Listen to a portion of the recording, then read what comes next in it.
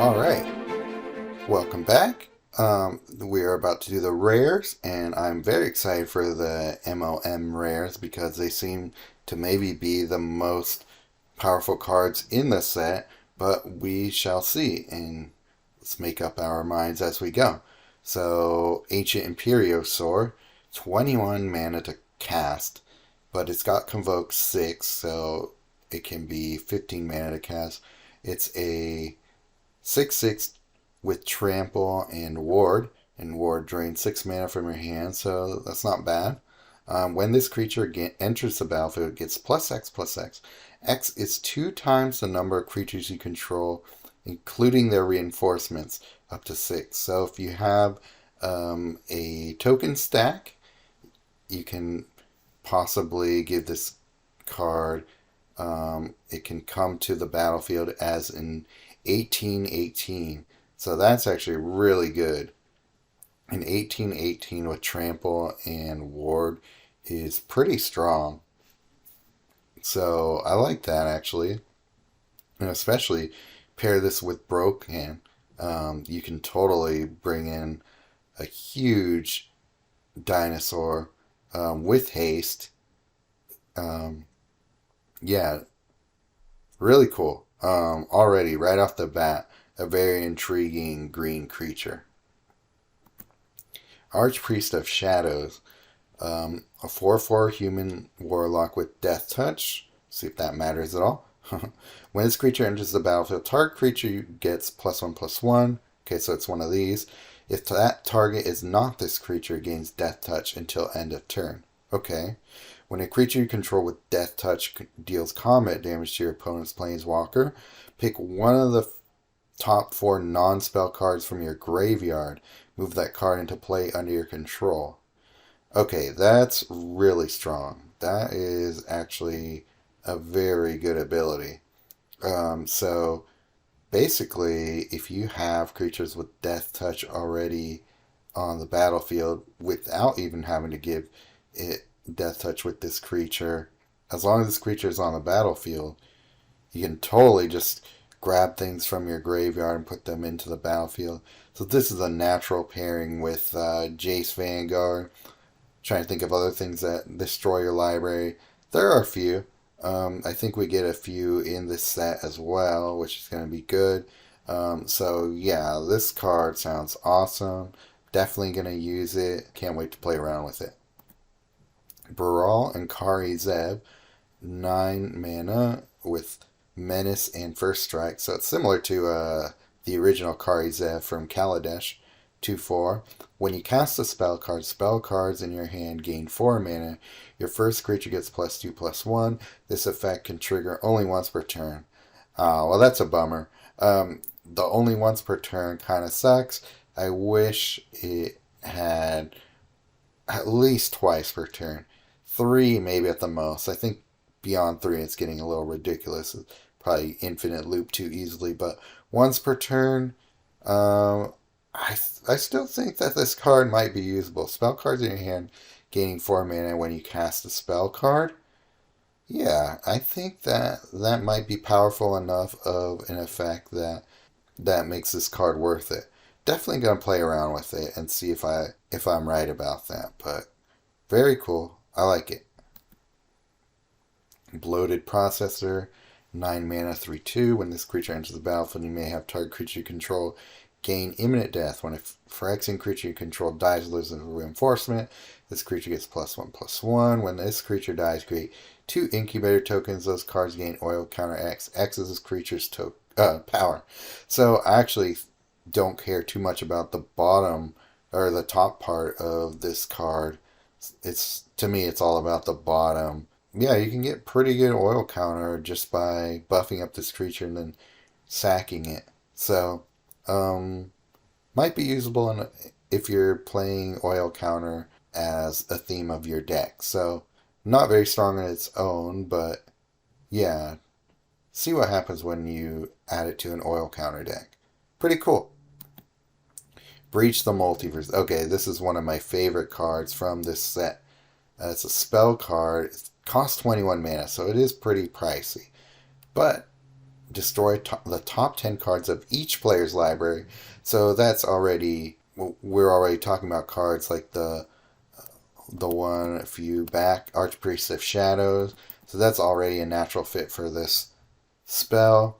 But also, all sorts of things can benefit from this card. Just thinking about it, Valiana, obviously pairing for that, having her Veil token and then being able to destroy top 10 cards of your opponent's library, that's going to be nuts.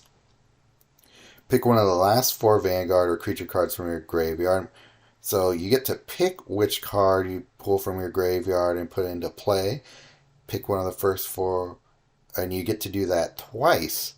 And then each creature you control gains a Phyrexian subtype. Okay, so that's another way to give all your creatures a Phyrexian subtype. So that's really cool. Man, that is a chase card if I've seen one this set. So far, this might be my favorite card of the set. So much you can do with it. Very powerful effects. That and the, what's their name again? Archpriest of Shadows have been my 2 favorite cards. And they go well together, so very excited for this card. I can't wait to play around with it. Chrome Host Sea Shark. When you cast a spell or support card, create 2 incubator tokens. Those cards gain oil counter X. X is half that card's mana cost rounded down. Okay, so there's no limit on how many times you can create incubator tokens, so that is very interesting. Depending on what those incubator tokens do, this can be a really good combo piece. So keep an eye out for that. We can really boost up oil counters with just your total oil counter count with this card. So keep an eye out on it. City on Fire. Okay, this is another really cool card.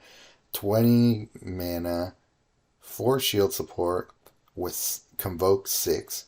So it can be reduced to 14 mana card. When a creature you control deals combat damage to your opponent's planeswalker, deal X damage to your opponent's planeswalker. Okay, that's already, I think that's just doubling creature damage if I read that right. Oh, okay. Well, we'll get to what the X is. When a creature you control deals combat... Let's just skip down to the bottom. X is the number of creatures you control, including their reinforcements. So, there's no cap on that. So you can just create fat stacks of goblins with Ovika and anything else you have. So, when a creature you control deals combat damage to a creature, do the same. When a spell you control deals damage to any target, do the same. Oh my god. This is just insane. When a support or creature you control deals non-combat damage to any target for the first time during your turn. So I'm guessing Koth Vanguard will work for that. There's so many things you can do with this card. As long as you have creature tokens, big stacks of them. We got Rabble Rousing, Ovika, Ancient, Maniform Hellkite. So many cards to pair this with. So really strong card. Man, this is going to be winning games for you fast, I feel like. So awesome card. Definitely going to want to pair in a red-white deck. Dejeru and Hazoret. At the beginning of combat on your turn, you have 1 or less cards in your hand. This creature gains vigilance and haste until the beginning of your next turn. Okay, well, I guess depending on the deck you're playing this with, you usually don't want 1 or less cards in your hand.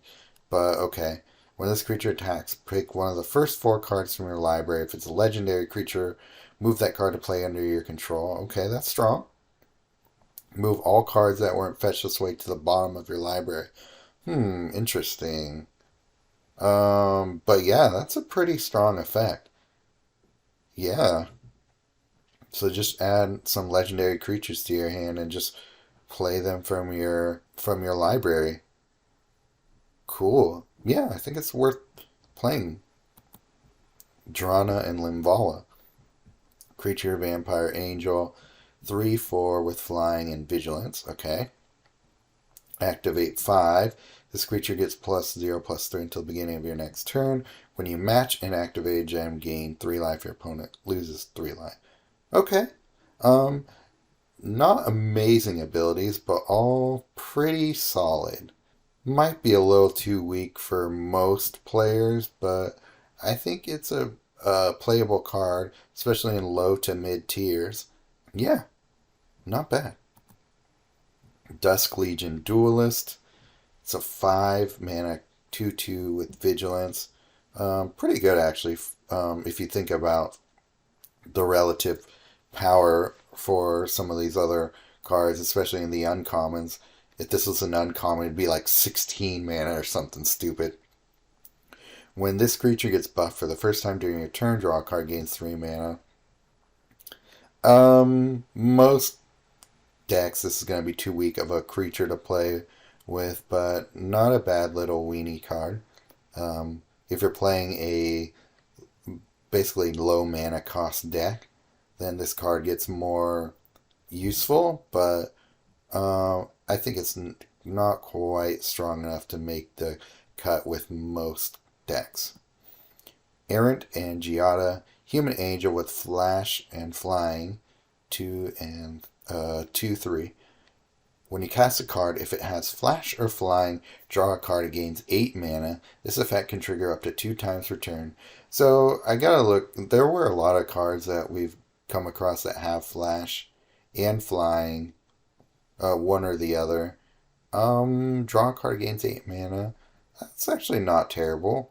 Um, yeah, I think you can build around this card, and it's a pretty good card.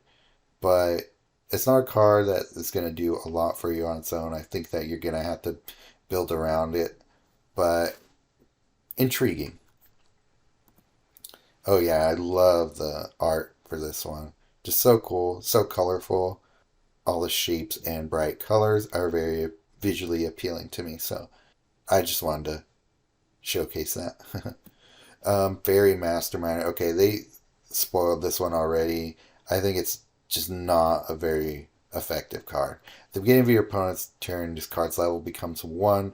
When your opponent draws a card, increases card's level by 1, and then if this card's level is 3 or more, draw a card. So I guess it's a decent way to fill your hand with mana, but it's gonna do that for your opponent as well. So yeah, kind of a just a very meh card.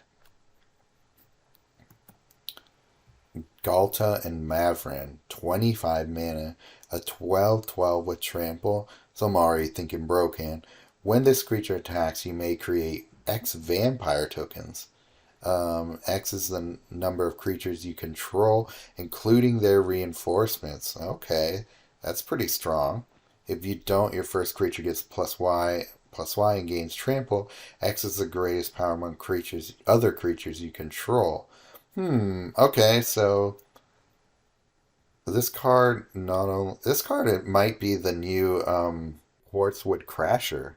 Maybe not as strong quite, but think about it. If you when this creature attacks, you create X vampire tokens. X is the number of creatures you control, so it's creating some tokens, and these tokens stack every time you attack.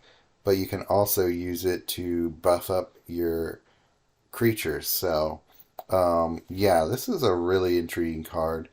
Definitely worth pairing with Broken and some other creatures like Zoppendrel, which is going to double your power. Yeah, this is a very strong card, and you can put it into white. So, yeah, definitely one that people are going to chase for. Glissa, Herald of Predation, Phyrexian Zombie Elf. At the beginning of your turn, if you control 3 or less cards named Incubator, create 2 Incubator tokens. Those creatures or those cards gain oil counter 2. Otherwise, destroy all cards named Incubator you control. Okay, so this is an easy way to destroy your Incubator tokens. At the beginning of combat on your turn, your Phyrexian creatures gain First Strike and Death Touch until end of turn. Okay. I think these are 2 pretty solid abilities. This is one that depending on how many incubator cards you can create, I think this might be a fun one to pair with Tezzeret the Schemer, his third ability. because you want to destroy supports with him. So yeah, this can be a combo piece. Glistening Dawn. Create 4 incubator tokens. Those cards gain oil counter X as X is equal to 4 plus the total shield among non-token supports you control. Oh wow, so you can create a ton of oil counters with that, with this card. So yeah, I like that. And you create 4 incubator tokens. Okay, so interesting. Hidetsugu and Kairi. Creature, Ogre Demon Dragon. 5/4 with Berserker and Flying for 16 mana. When this creature dies or loses a reinforcement, oh yeah, when this creature enters the battlefield, draw 2 cards, so that's not bad. When this creature dies or loses a reinforcement, your opponent loses X life. X is the mana value of the last card in your hand. So does that mean how much it costs to cast it? Because that's pretty good either way. If the last card in your hand is a spell card, it gains full mana. So that's awesome. I'm already thinking pair this with Anhilo. And you might, depending on the type of deck you're running, if it's a spell loop deck, your opponent's just gonna be you're just gonna be decimating your opponent in an Anhilo loop. And X is the mana value of the last card in your hand. So you're basically going to be fueling this card with Cut Your Losses or something like that. So, or fueling your deck. If you play Cut Your Losses, destroy this creature with Anhilo after you cast Cut Your Losses, put it back on the battlefield. You draw 2 cards though, so they don't gain mana. Well, if the last card in your hand is a spell card, it gains full mana. Yeah, definitely intriguing. I want to see if this card is actually a loop enabler. I'm just kind of thinking out loud here. You could hear my thought process when it comes to deck building here in real time. But yeah, anyway, definitely going to be one that I play around with and figure out if I can break.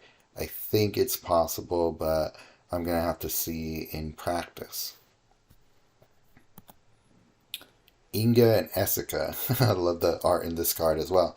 At the beginning of your turn, your creatures gain vigilance until the beginning of your next turn. Could be good or bad, I don't know. When a creature you control attacks, the first creature card in your hand that can gain mana gains X mana. Okay.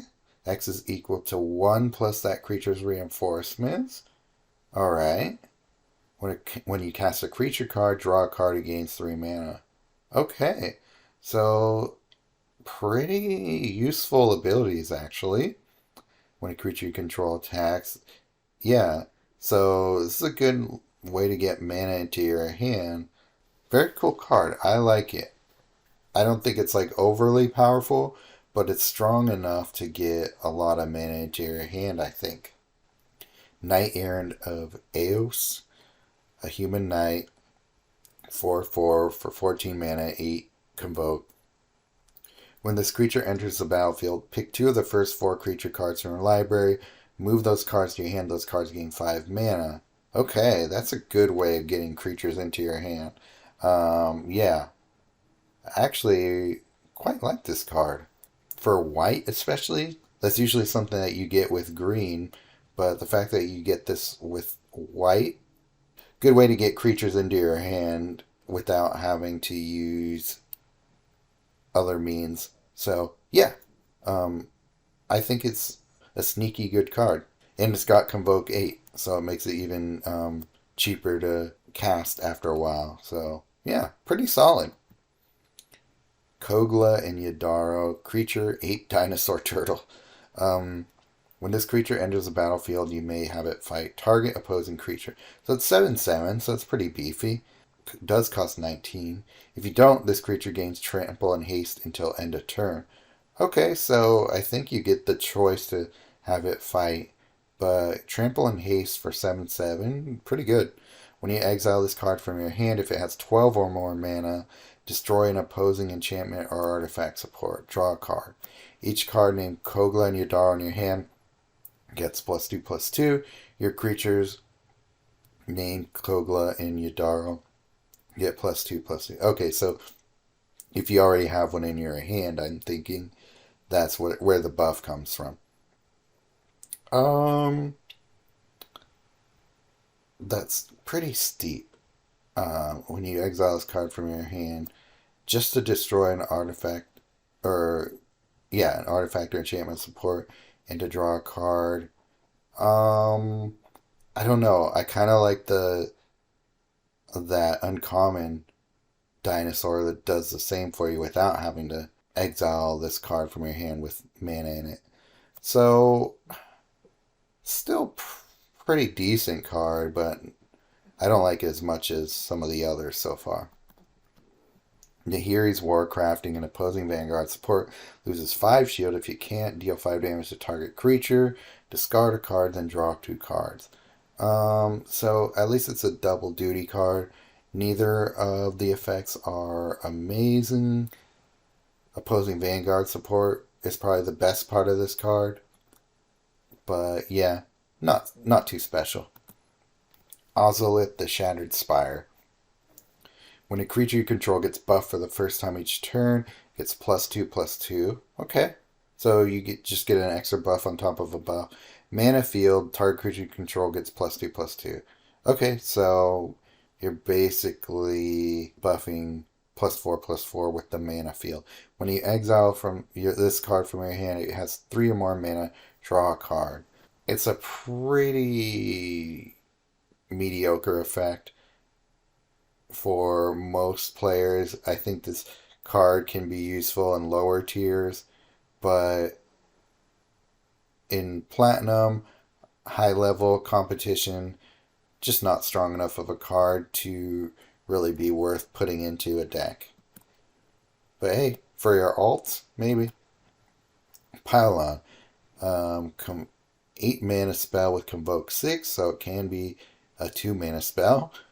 Destroy an opposing Vanguard support. If you can't destroy target creature, Surveil 3. Wow, those are all really good abilities. Wow, this is going to be a very useful card for black.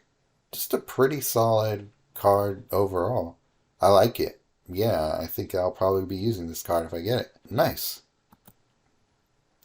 Progenitor Exarch. Phyrexian Cat Cleric with level a 1/2 for 11. Better be good. When you match 3 or more white gems with this card in your hand, increase this card's level by 2. Okay. When this creature enters the battlefield, create X incubator tokens. X is this card's level. This card. Okay, so you can create a lot of incubator tokens with it potentially. When this creature attacks an incubator token you control at random, loses 1 shield. I guess we'll just have to see what incubator tokens do before I know if this card is good or not, but it seems like it's a good way to create a lot of incubators. Rampaging Raptor. Activate 2 red. This creature gets +2/+0 until end of turn. This creature gets +2/+0 for each of its reinforcements until end of turn. When this creature deals combat damage to your opponent's planeswalker, an opposing Vanguard support loses X shields. This X is this creature's power. Okay, so this is really good Vanguard support destruction because it's continuous. You can keep doing it every turn, and it's got haste and trample. So the very first casting, you can have it start ripping apart your opponent's Vanguard. So I think this card can be pretty useful. And you can also buff it with those activate gems. So I like it. Will I actually use it? We'll see. Maybe. Rankle and Torbran. When this creature deals combat damage to your opponent's planeswalker, create 2 gold tokens and create 2 gold tokens in your opponent's control. I don't know how I feel about that. But it is a 3/4 with haste and first strike and flying and bravery. I don't know if I care about bravery, but anyway, cool.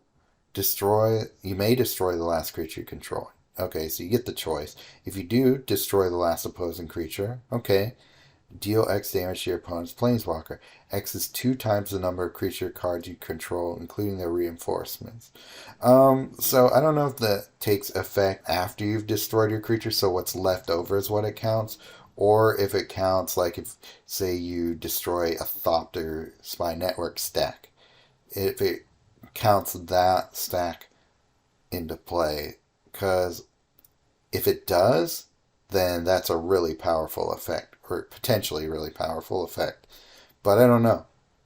We'll just have to see. So I'm thinking that this card is probably worth playing with a deck that has continuously regenerating tokens, such as Thopter Spy Network, Rabble Rousing, Ovika, stuff like that. So, interesting card.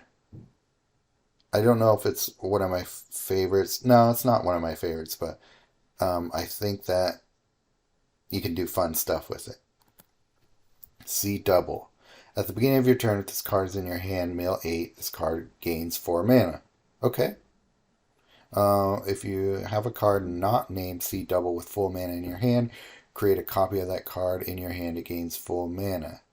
Otherwise, create a copy of target creature into your hand, it gains full mana. Okay. So, I think it's a useful card. Especially like with Atraxa. Yeah, I think that there's a lot of fun things you can do with this card. Let me think about it some more. I know there's some really cool combo that's possible with this card. I'll have to think about it some more, but definitely one worth thinking about. Sunfall. Create 2 incubator tokens. Those cards gain oil counter X. X is the number of creatures into play, including their reinforcements. Then exile all creatures. Okay. So this is an obvious pairing with Savior of Olenbach. You get to wipe out your opponent's side and probably put back a lot of the stuff that was exiled right back into play. So, and then you also create these incubator tokens, number of creatures in play, including their reinforcement. So I'm guessing that also counts opponent creatures as well.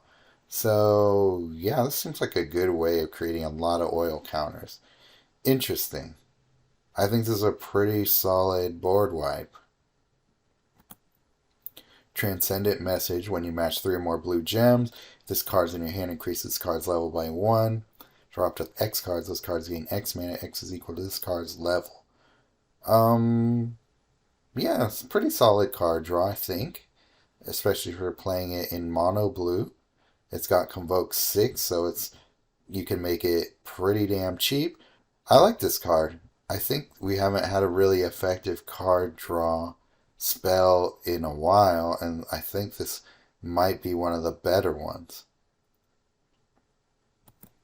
Tribute to the World Tree. When a creature enters the battlefield under your control, if that card's base power is 2 or less, it gets +2/+2.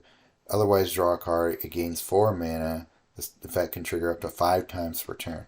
Okay, so they're getting a little smarter with this whole triggering effect up to thing. So they might be trying to avoid more Daneth the Blade type combos. But yeah, let's just talk about this card a little bit. Seems to be a way to take advantage of tokens. Draw a card and gains 4 mana. Yeah, if you're not using tokens, this is maybe more effective. Drawing a card and giving it 4 mana, 5 times per turn, so you can basically refill your hand if you're playing a deck that puts a lot of creatures down onto the battlefield. So, yeah, I think this is a pretty good little utility card. I'll have to think about more how I would actually use this card, but I think it's pretty solid. I like it. Voldarn Thrill Seeker. Okay, this was one that they already spoiled for us, so I have things to say about it. It's 1/1 Vampire Warrior for 10. When this creature enters the battlefield, target creature gets +2/+2. If that target is not this creature, deal X damage to any opposing target. X is that creature's power. So already that's pretty strong. When this creature dies or loses a reinforcement, deal Y damage to any opposing target. Y is this creature's power. And activate 5, you may have this creature gain imminent death. So, Yeah, this I think can be a really powerful effect, especially if you already have a really strong creature on the battlefield, say one of those like big dinos from earlier. Yeah, this is a good way of adding extra damage to any opposing target. And I think with Anhelo, you might be able to keep that damage dealing. The only problem with Anhelo, though, is that your creature has to be two or more power for him to make a copy of it. So you got to find a way that when this creature enters the battlefield, it gets an automatic buff.